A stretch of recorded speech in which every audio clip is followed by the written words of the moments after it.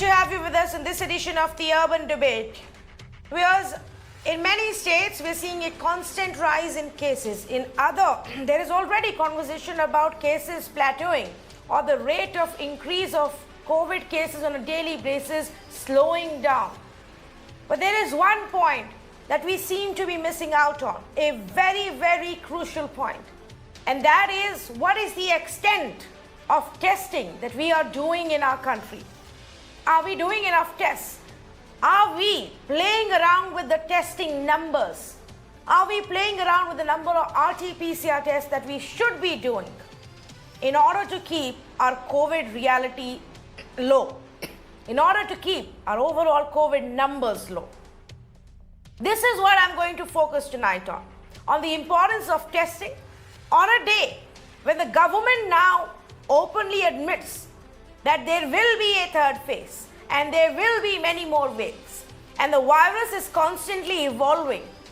Its virulence is changing, its transmissibility is changing, and even when we are able to detect a new strain, some kind of a new variant, it takes time to understand what this variant can do. It takes time with genome sequencing, it takes time with clinical data for us to even establish whether this is something that we should be wary of. In such a scenario, with so many uncertainties, with the cases rising in many parts of our country, is it prudent for any state to bring down their testing numbers? It is not. And yet, unfortunately, we are seeing that trend emerge. Our team here at Mirror Now has done the basic data crunching, and here are the numbers that I want to put out for you. Put this in perspective. Every time you see some state authority claiming that the numbers have come down, keep these factors in mind. Testing must continue to remain high. Take a look at what has happened in Assam, a state that was in a poll mode for 2 months, ignored everything related to COVID for 2 months, is now recording a 12% decrease further in its testing. Testing which is already not high enough in this state. From April 28th, when 62,800 tests were conducted, to May 4th, where only 54,822 tests were conducted. That was a drop of 12.7%. Bihar, again a state with abysmal healthcare infrastructure any which ways, has seen a over 6% drop in its testing in just 1 week. Gujarat, a state that has been constantly in news because of shortage of beds and high number of deaths, the long queues at crematoriums, not just in hospitals, has reduced its testing by over 13% in just 1 week. Jharkhand has seen a 10.5% decrease from 46,000 tests as of April 28th to 41,000 tests as of May 4th. And mind you, we're not giving you a single day number. These are still 7-day average that we are calculating. So that nobody gives us the argument, oh, you can't take one single day. This is a 7-day average as of these dates that we're looking at. Karnataka has seen a drop of over 3%. Maharashtra over 3% drop in just 1 week. Telangana has seen a drop of 22.4% from April 28th to May 4th. That's a massive drop that we are looking at. Uttarakhand, 18% drop in testing in just 1 week. Not just that, let me now give you some of the other places. If you look at a larger consolidated picture of over 2 weeks. Over 2 weeks, Delhi's testing has dropped by 15%. It's going into a lockdown kind of a mode. It's extending its restrictions. There is massive shortage of beds and oxygen, and people there are dying. And yet the testing has gone down by 15%. Gujarat in 2 weeks has actually seen a bigger drop of 9%. Telangana's 2-week drop is actually 36%. 36%. Are we testing lesser so that we don't have to admit what is India's COVID reality? Or are we testing lesser because we just don't have the capacity anymore? I will tell you that that may not be the case in many of the places. Let me say good evening to the panelists who are joining us for this conversation. Tuhin Sinha, author and the leader of the BJP. Anchal Avijit, national spokesperson for the Congress Party. Dr. Bura Gaur, former MP with the TRS, Dr. Rakesh Mishra, former director for the Center for Cellular and Molecular Biology, that's CCMB in Hyderabad, and Dr. Bishnu Panigrai, Group Head for Medical Strategy and Operations at Fortis Healthcare, joins us this evening. If I may just start off with Dr. Mishra first to establish the importance of testing, Dr. Mishra, at a time where there are hundreds of variants. We are trying to understand what each variant does. We are trying to track, see how the virus is evolving. We are always told that we need to stick to the basics about staying indoors, following social distancing, double masking, and testing. Can we really afford to lower our guard? Then absolutely not. Testing is our eye. If we don't test, that means our eyes are closed. We will not know what is happening around. You're walking on a road with the thorns, with the stones, with the holes. If you close your eyes, you are certainly going to hit something. If you open your eyes, you know how to walk out of this. So if we test more, it's very, very simple. It is the rule from the day one that test more, who are positive, isolate them and take care of them. The virus, the biggest threat of this virus is it's a silent killer. It doesn't tell that it is infecting someone. And then once in 2 out of 10 people will be the victim.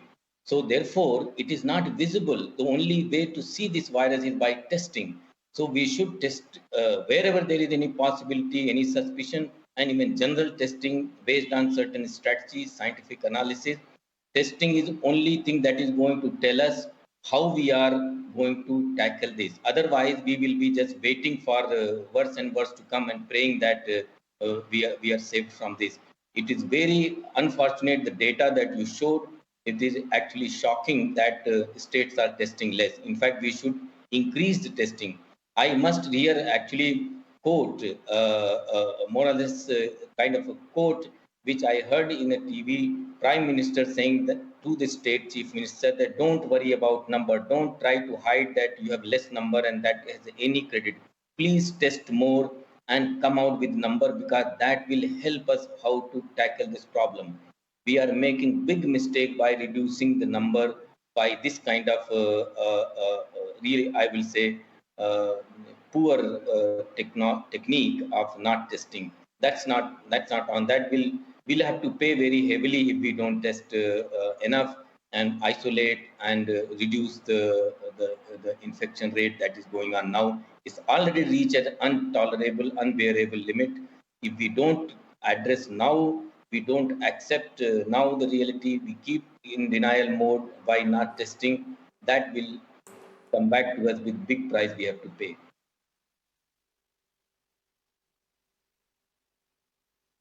Yes, absolutely. You know, and you're right. It is shocking, and I do not understand why states are testing lower. Let me ask this question to Dr. Gaur. Dr. Gaur, how in a state like Telangana, where we are seeing that the cases are on the rise, how are your testing numbers down 36% in 2 weeks? Tanviji, first of all, I want to clarify.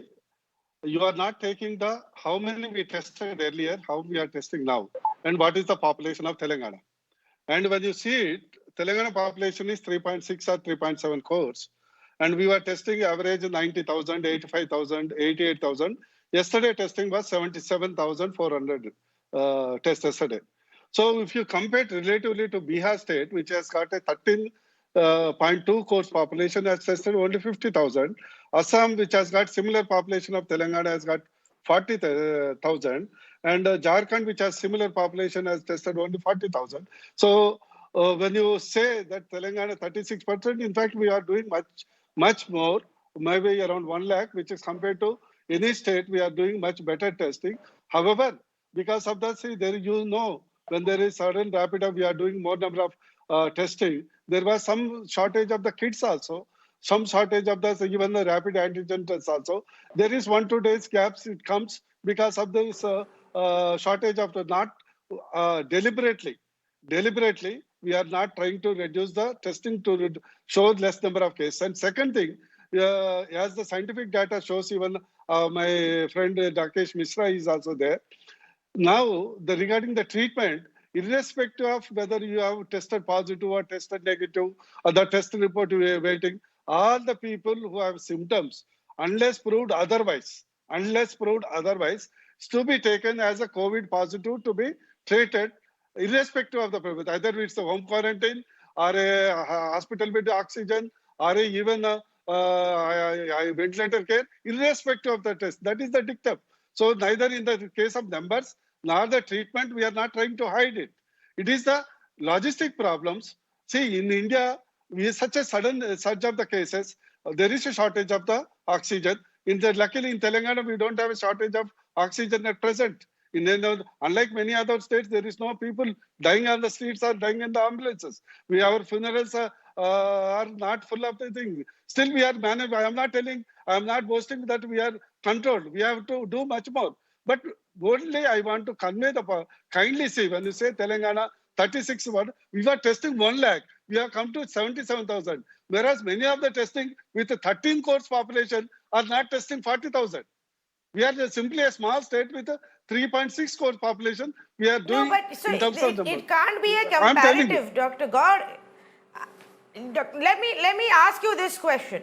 I am looking at the statistics. You have managed to conduct much higher number of tests at multiple times, going up to 96,000 tests. Now you brought it down to 74,700 tests. Within a week, there is a 22% fall. In 2 weeks, it's gone from over 1 lakh tests to 74,000 tests. And if I look at the numbers of cases, they are still on the rise. Should you not be concerned that even when your testing is going, you are reducing your testing and still showing higher number of cases? How will we know what is the extent of the spread of infection outside? How will we respond in a better manner? How will we trace, track, isolate, treat people in a timely manner if we don't do this testing? Tanviji, I just want to tell, we have not reduced. It is a logistic problem. Don't try to attribute the motives. And second thing, number of cases have not gone up. In fact, number of cases from the 11,000, 12,000 has come to drastically 6,600.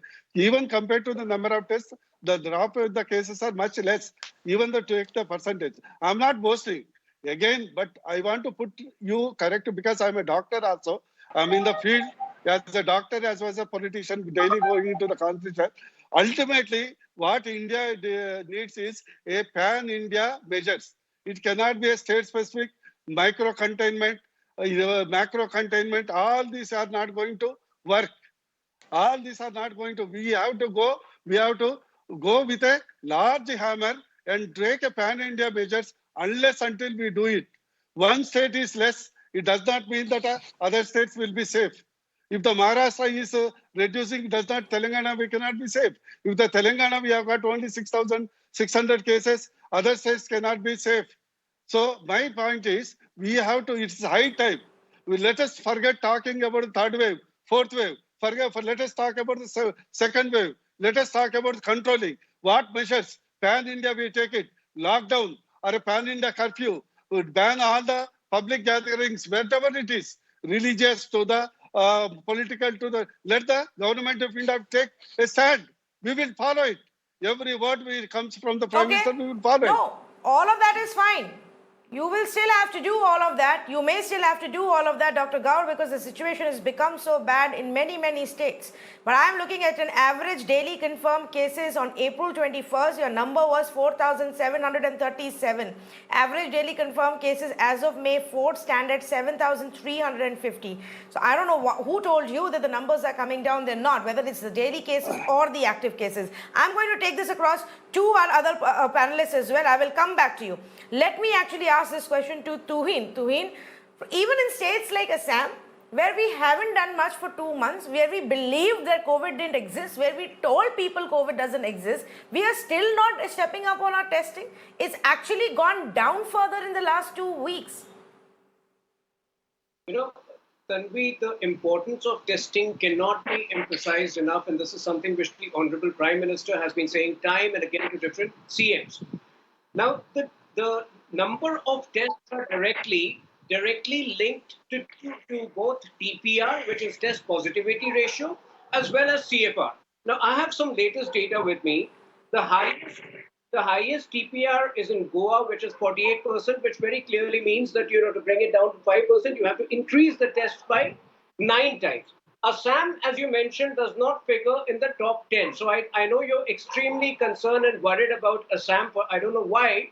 But if you actually want me to take you through other states, which include some BJP ruled states, like Haryana has 37%, which means that Haryana will have to increase the testing by 7 times. Now, if you look at CFR, Punjab today is reporting a CFR of 2.4%, which is very clearly 1% above the national average. So Punjab, which where Amrinder Singh and Rahul Gandhi have been secretly encouraging the farmer protest, have a lot to answer.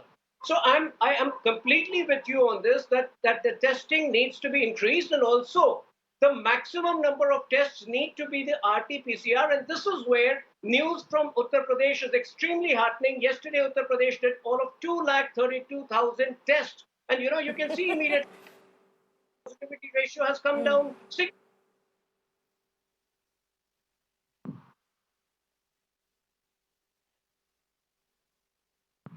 No, go ahead and finish your point, and then I will tell you what it is with the Uttar Pradesh data that we have an issue with.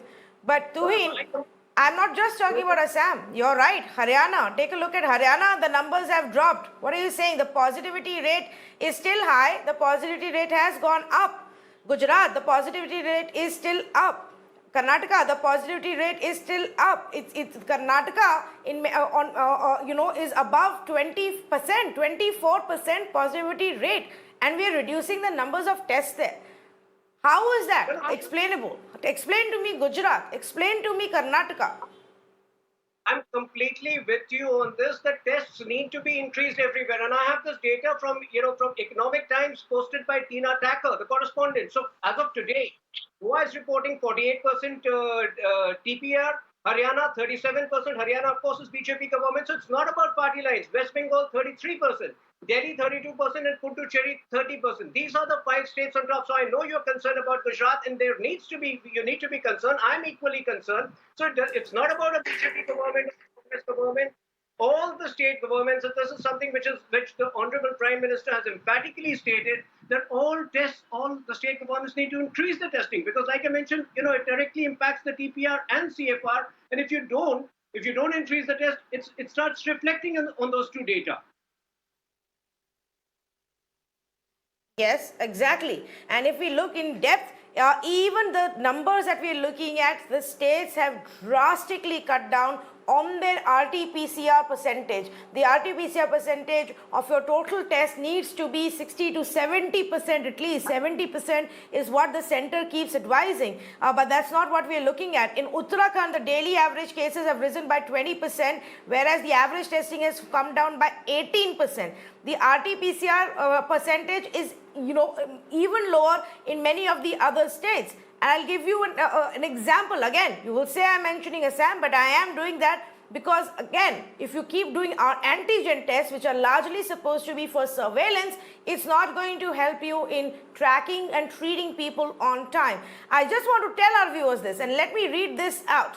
Because Uttar Pradesh was mentioned by Tuhin Sinha, Uttar Pradesh, where countless stories have come of how testing is being denied. On ground, testing is not being done.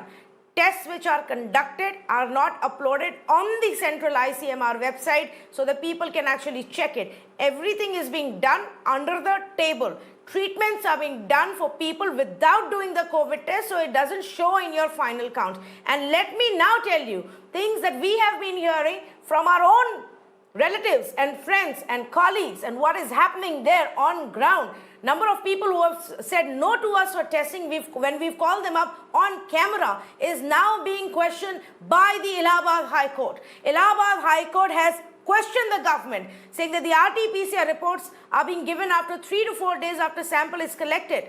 And those people are roaming freely. Reports are delayed in Lucknow, Prayagraj, Varanasi, Meerut. And then the High Court gets into the specifics and says, in testing 3,000 to 4,000 samples daily, and why is it still that when we are only doing 5,000 tests, we are still not able to give the reports in 24 hours?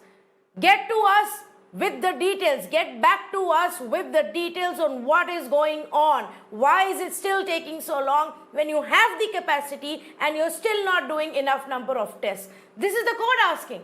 I am not asking this question. Court after court has raised this point about why testing has dropped in many of the states, and the governments rather say, oh, look at the other state, look at this state, look at that state. Dr. Bishnu Panigrahi, of course, there is a burden on the testing labs as well, and they may not be doing enough because they don't have the capacity, their staff has been infected, they've run out of RT-PCR kits. But if we don't accept what is the ground reality, how will we battle this COVID in the hospitals? Tanvi, thank you for calling me on from Fortis for this show. I think so. The T that you're mentioning, testing, is something very important, and that goes hand in hand with T and W. So there are 3 T's which are important. This is the testing, tracking, and tracing.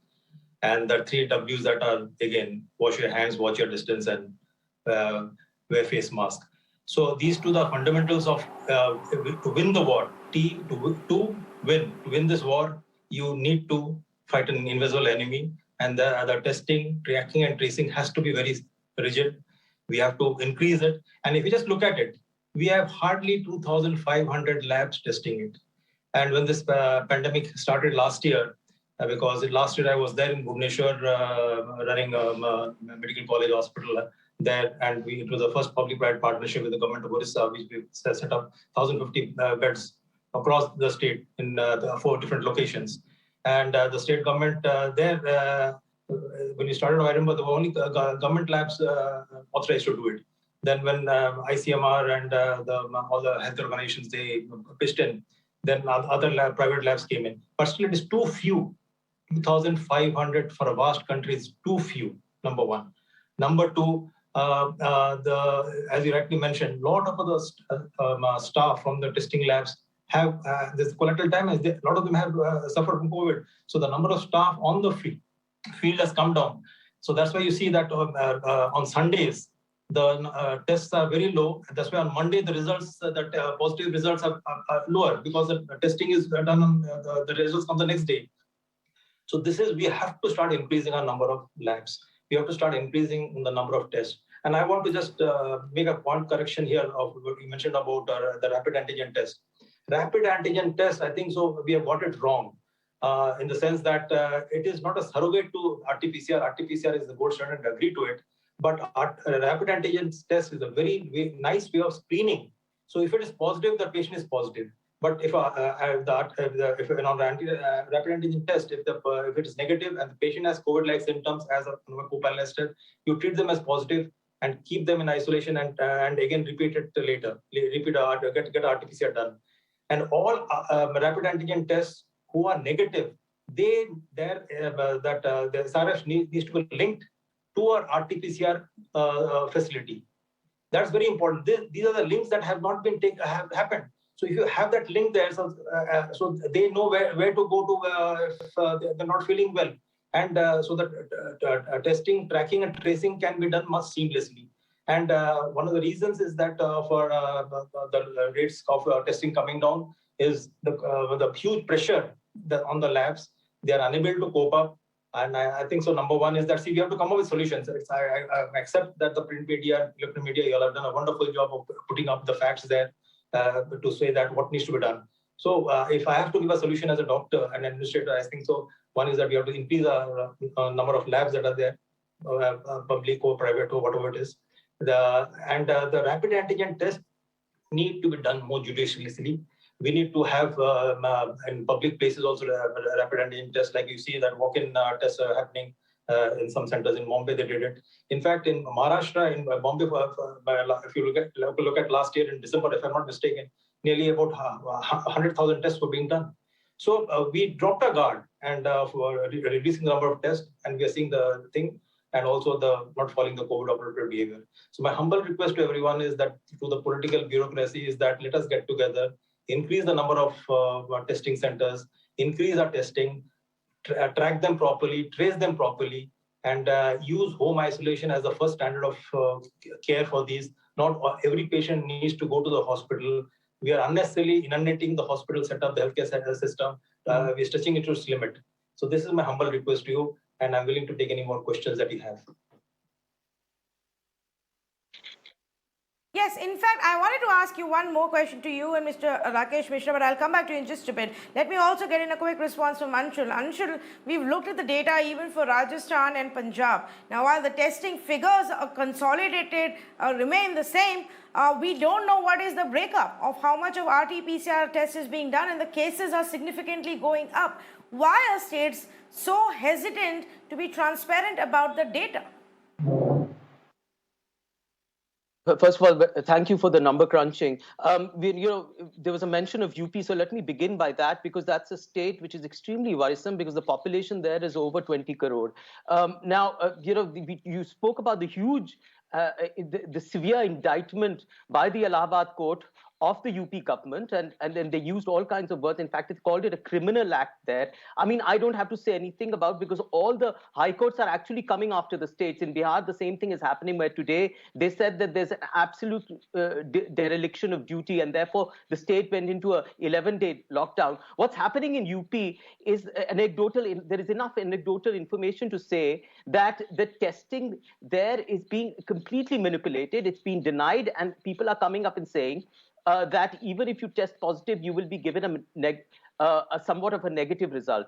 What my friend Tuhin mentioned about the sharp decline in the positivity rate is actually a huge matter of concern, because usually positivity rates do not decline so sharply unless they've been manipulated. We know that in UP, the response to this pandemic right from the beginning, in fact, in many of the states in India, has been exceedingly political. I mean, it's been defined by politics and nothing else. And that is so duplicitous, because it misleads us into believing that the COVID actually numbers are declining. Over the past few days, the numbers seem to have been declining, plateauing, simply because of low testing. And then we are lulled into believing that our numbers are safe. That has been the strategy also of the health ministry, which keeps saying over and time and again, look at our mortality rates. They're static. Actually, our mortality rates have been not only the Union Health Minister, but the Health Ministry have been exceedingly impressed by it and keep quoting it all the time. There must be a belief here that these are not the actual rates. The rates are much higher. There's no need to quote them all the time. Therefore, I think that, yes, our response to testing cannot be political in any state, whether it is a Congress state or any other state. It must be ramped up, because only then will we know the actual figures. And finally, I mean, the genome testing is essential. The sequencing is essential to find out the various kind of the variants that exist. We know the Indian variant is now there. The UK variant is now there. The double mutation variant is actually quite, it's surging ahead in Maharashtra. There is some evidence to suggest that Delhi has two different kinds of variants here. We won't know the nature of those variants unless we do testing. So testing is exceedingly important. One cannot at any stage undermine its importance. I fully agree, and I think that they should ramp it up, whichever state it is. So what happens to the states like Rajasthan, where testing per million is the lowest, one of the lowest states in our country is Rajasthan, with just 1,16,252 per million. That's the number I'm looking at. Delhi, on the other hand, is actually doing 8,80,000 tests. That's the drastic difference between Rajasthan and Delhi, Anshul. So how will we ever know what is the reality in states like Rajasthan? No, I'm saying that there is no competitive kind of perverse competition between who's doing less. I think across the board, there are enough examples of many of the states who are not doing enough testing, and they need to do it. I mean, I'm not going to say one is give examples of states which are not doing less. Why aren't they doing enough testing? And Dr. Gaud says it's not. Dr. Gaud says, Anshul, that it is not because they are trying to hide something. I am a little skeptical to believe that. Why do states go up and down with their testing numbers unless it is actually to stabilize your daily cases?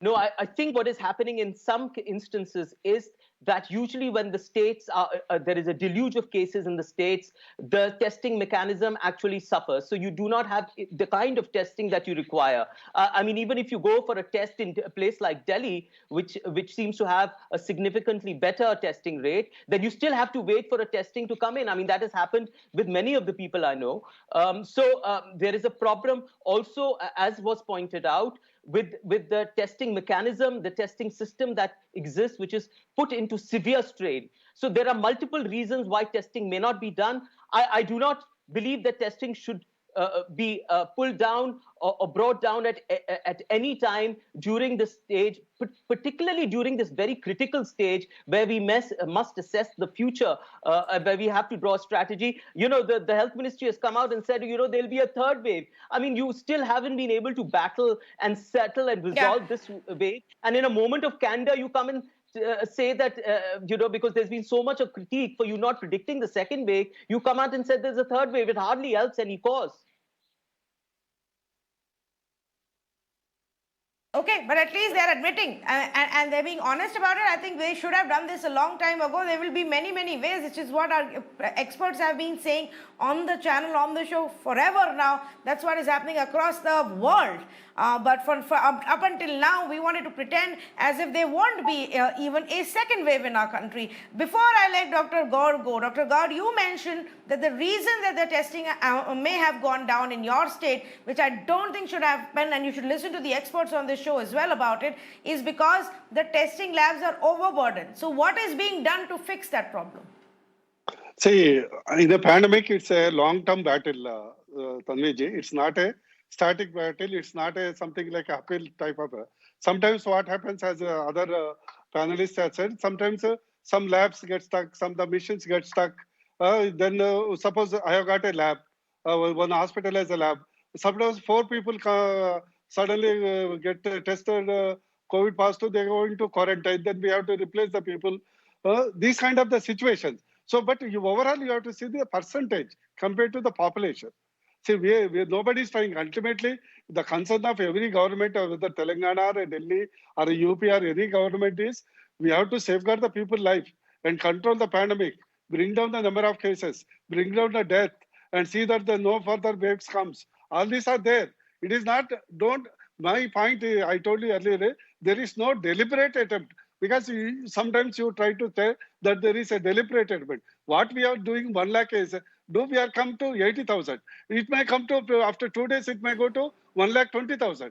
It does not mean the average we have to see. The average we are doing better. I think ultimately, till all India, we done as per the protocol number of cases. And the second thing you have to see, Tanviji, this is a big populated country. And we are not prepared. There was a complacency on everybody's part. Let me tell you, I'm not trying to hide the fact. Complacency from Delhi to Hyderabad or Delhi to the Calcutta, there is a complacency in predicting or even predicted in trying to act. Because of the complacency, we are caught unaware.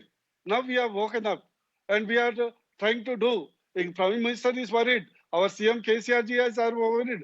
Arvind Kejriwal is worried. So don't try to. And we are not deliberating. And the topic like this definitely helps because it will alert the government. It's difficult for me to believe that, and I will explain to you why.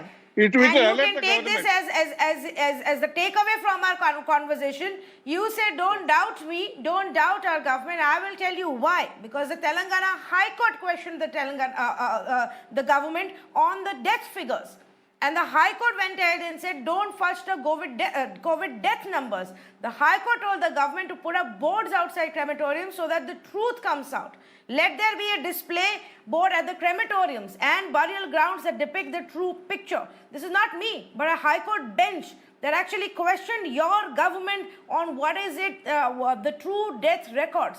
So if you can do this with death, then I will question you on the testing data as well. This is why there is no trust. This is why I question the numbers. And if we start charting it out, there are many more states who are blatantly playing around with the numbers. When the cases begin to go up, they cut down on the testing instead of ramping it up more. until the line stabilizes again. You rather have a straight line than a line that is climbing up, because that doesn't look good for your image. That is what is happening. Thank you, Dr. God, for joining me. I want to go back to our experts, and Dr. Rakesh Mishra. I also wanted to ask about these new ICMR guidelines that have come out for testing, where it's been said that once you've tested positive, after that, a follow-up test is not required, even if you have to be discharged from the hospital, or for interstate travel and intrastate travel, this shouldn't be mandatory. Now, of course, the states are to decide. And I can understand that, you may want to put in a policy because there is too much burden on COVID testing right now. You need to prioritize for people who are in dire condition, or you need to prioritize for people who are non-COVID patients but need emergency treatments and surgeries to be done, and they should not be made to wait. But is that a longer-term prudent strategy? Should we not be increasing testing processes rather than decreasing them? Yeah, you are right. So to some extent, I sympathize with the ICMR's guidelines, because when there is urgency of something else, just because you are going in another state, you need to test. So maybe that's not that urgent at this moment, although it has its meaning that across the state there is no transport of one variant from other. It has a meaning, but when we are in difficulties, maybe that's a second priority. We should rather focus on more urgent cases of testing. The one thing which most of our governments are missing in the states is that by hiding the numbers, you are not really gaining anything. If you say, if people are going and counting the consequence of this disease in the moratorium, that means we have lost the battle. We are now not depending on the hospital data. We are not depending on the scientific data. We are depending on the dead bodies. That's very a sad thing to imagine. So on the other hand, if a state says that instead of 1 lakh, I have 4 lakh positive, but death and hospitalization is same. So I can take more credit that in spite of these many cases, I'm able to reduce the casualties and difficulties to this. So I really don't understand why we try to show the number, although I'm just repeating, the Prime Minister said that please don't reduce the number by testing less. Don't worry about the number. I think that was very thoughtful, because the numbers are not, you should be very proud that you have scored so many. Government is finally not responsible for those numbers in certain ways. I will not go into those, but people who have all said and done, this is the situation now. So let us find it out. So I think that is something the kind of approach we should have, and we should adopt new methods of testing. They are available. They are available. They are approved by ICMR. Like for instance, dry swab method, if you use, which incidentally was developed in our lab, it can reduce the time by half. It can increase the throughput by 3-fold. You can do the testing, and it's very cheap compared to because it doesn't require VTM, it doesn't require RNA extraction. So I'm not promoting our protocols, but this can be done with very little indigenization of certain components, which can be done. So I think we can increase, and those are the things I think the ICMR should be emphasizing, and other testing centers and states should be forward coming. There are response for this. One thing I can tell you that we can test far more than this country is doing right now. We should involve more private partners. We should embrace new technologies and not be contrived about delaying them. Promote the companies which are coming with new kits and give them quickly the manufacturing license so they can come and help us. We can be very proud that when 1 year back we were totally dependent on imported kits, now most of the kits we are using are indigenous. So let's take the advantage of those things. And if you test more, just don't worry about number. We are a large country. We don't have to be shy of, and we are a strong country. We don't have to be shy that we have 4 lakh cases, 5 lakh cases. We can have 10 lakh cases, but if we are able to protect them from suffering, we are able to save the life, we should be proud of that and focus on that. By not testing and hiding the numbers, we are not going to save anything. That is only going to create more confusion, loss of credibility, and that is something very difficult to regain. So I think we have capacity. We have technology, yes. We have resources, we should do test more. That will help us. Maybe 1-2 weeks we will be criticized that this is stated more, and I'll just ignore that. we will be able to do much better if we see the truth rather than put your eyes away from the truth. Well, I'm really, really glad that you've actually also pointed out that it is quite possible, and there are many ways of how we can ramp up our testing, and so we shouldn't run away from the truth, but instead we should actually look at solutions to ramp up our testing. Dr. Panigrave, would you agree, and would you want to add to this?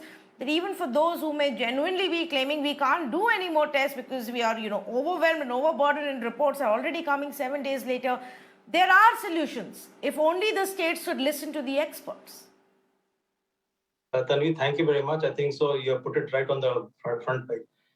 Science and medicine should take the front seat. Rhetoric and emotions should take the back seat. I think so. That's something which I like to say.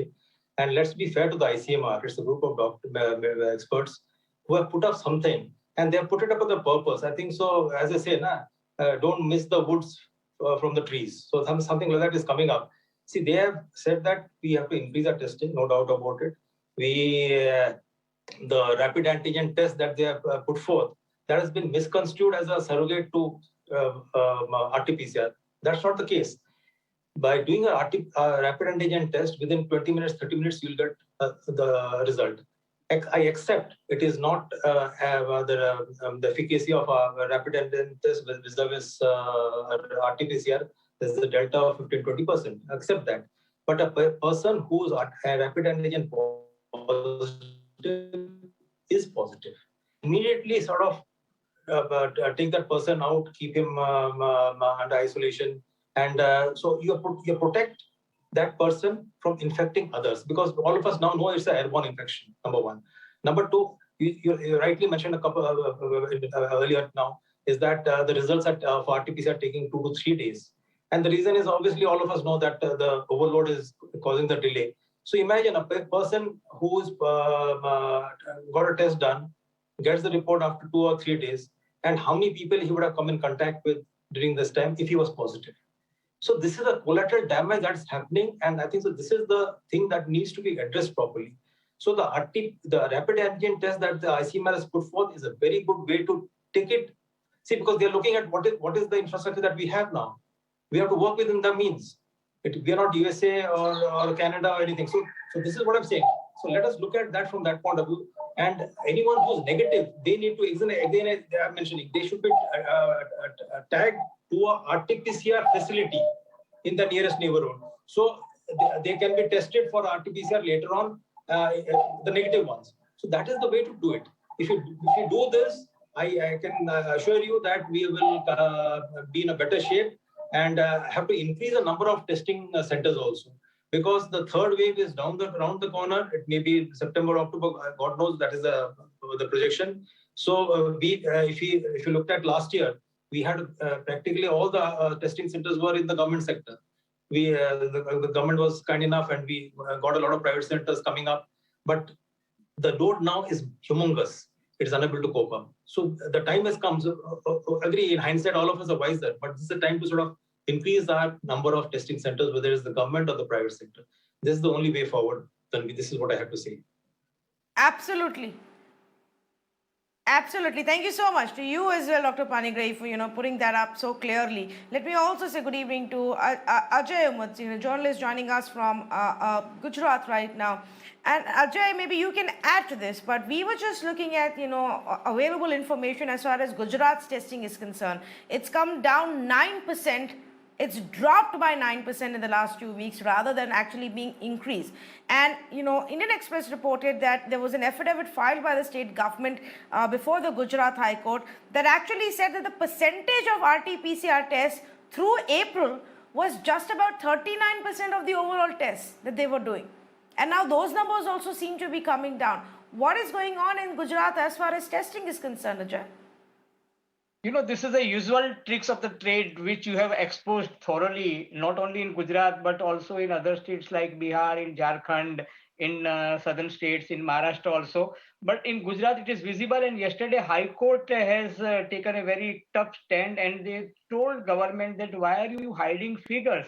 Because on 19th April, when government has filed an affidavit, they said that we have over 100 testing centers of RT-PCR, and yesterday they said that on one side they said that we have increased RT-PCR facilities, but they were showing that there are 72 RT-PCR testing centers available. So judge has observed, Justice Karya said that on one side, on 19th April, you were saying that you have 100, and today you are saying 72. And in another paragraph, you are saying that you have increased the number of RT-PCR machinery. So that was one thing. Another thing, that on that day, they said that they are testing 1.89 lakh test per week, and yesterday they said that it is 1.37, so almost 50 lakh 52,000 number were reduced, which shows that discrepancy is visible.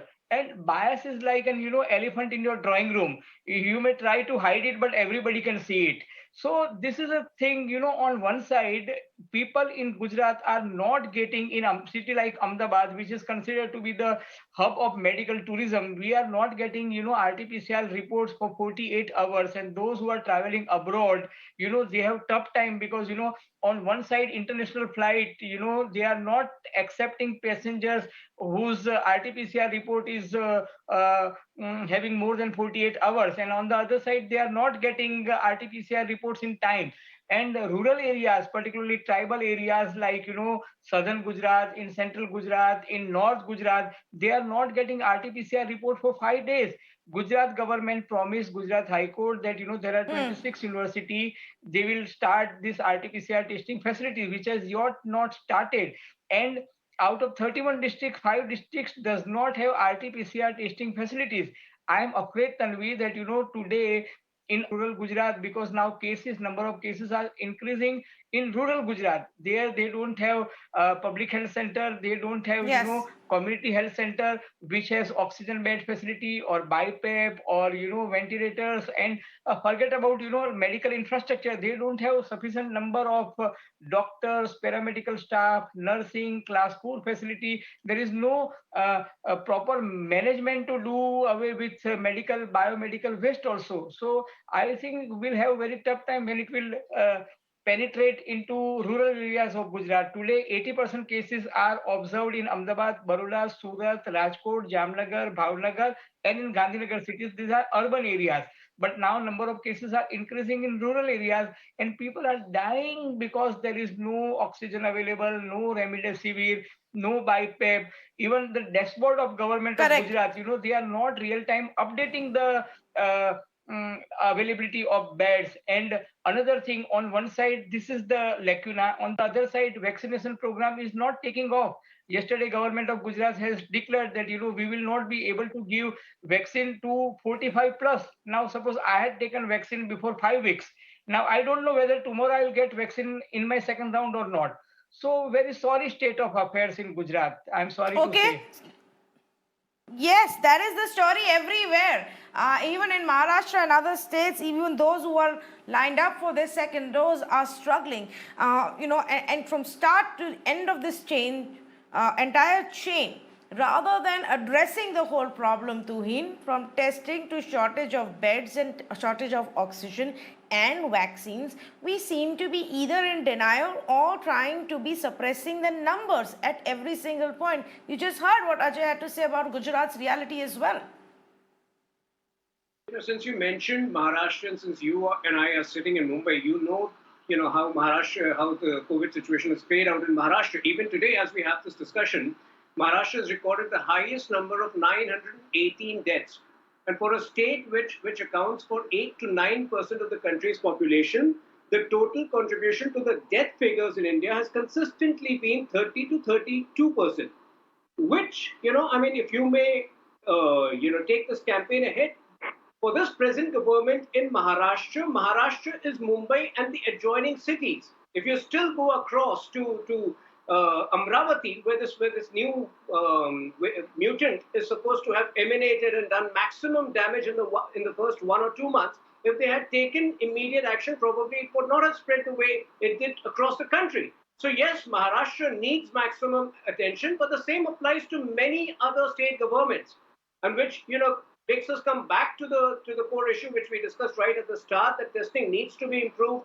60 to 70% of the tests need to be RT-PCR tests, and the test results need to be out promptly. In fact, 3 weeks ago, the problem that you mentioned in Uttar Pradesh was the same problem in Mumbai, where the RT-PCR test would take a good 5 days.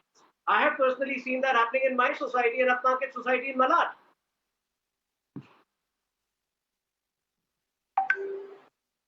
Yeah, but you still haven't answered what I'm asking to you about other states reducing the data as well. Maharashtra has also reduced it by 3%, and we've constantly questioned them. Maharashtra has faced a lot of our tough questions from the month of February until we actually went into a lockdown. Even now, as we speak, Uddhav Thackeray is talking, and he's still saying that, while the cases have seen some drop, we need to continue with what's going on. And the day Mumbai's numbers began to come down, we flagged off the same problem. The testing had come down as well.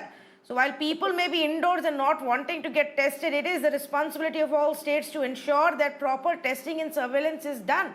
But that's not happening. It's step after step, Anshul, we are seeing that wherever the cases begin to go out of control, the numbers are reduced. Now, here are experts who are telling us even the excuse of overburdened labs does not work because there are so many solutions available.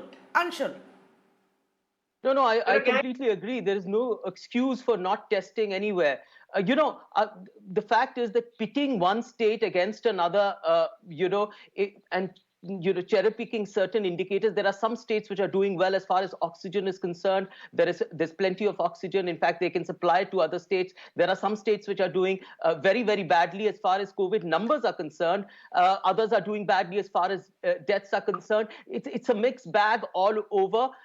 And this kind of competitiveness in which states are judged on the barometer of efficiency is something that is not useful in the end. We must call them out. Whether it's a Congress state or it's a BJP state, all need to be called out if there are certain deficiencies in which they are going about tackling this COVID crisis. But I must say, in certain states, the High Court has come out and given the most severest indictment of their tackling of the crisis. That state, one of them is UP, because UP seems to be mimicking exactly the policy of the central government, which is absolute inefficiency, which is callousness, and which is duplicity, which is hiding your numbers, showing absolute disregard for the spread of the virus in that state. Another one is Bihar, where there's a certain opacity. We don't even know what's happening in Bihar. It's spreading into rural areas. I'm from that state and I get calls every day that no, in this village, people are dying, but nobody has even reached there.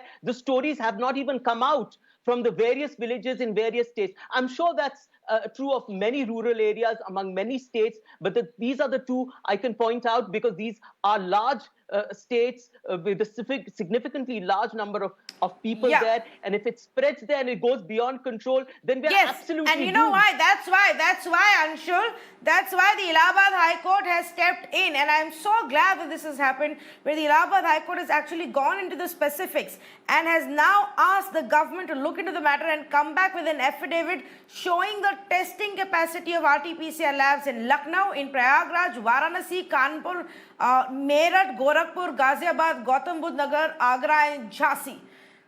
Because it has become so apparent that at every level, measures are being taken, steps are being taken to suppress the numbers that the courts can now see through and are now asking questions and making governments accountable to that. I thank all of the panelists for joining us on this conversation. You've heard it from the experts, viewers. A drop in testing is an absolute no right now. The argument that you were testing extremely high, so it's come down from that, doesn't work because the daily cases are still on the rise. The argument that the labs are overburdened should not work because there are solutions available of how to ramp up your testing, bring in more staff and kits as well.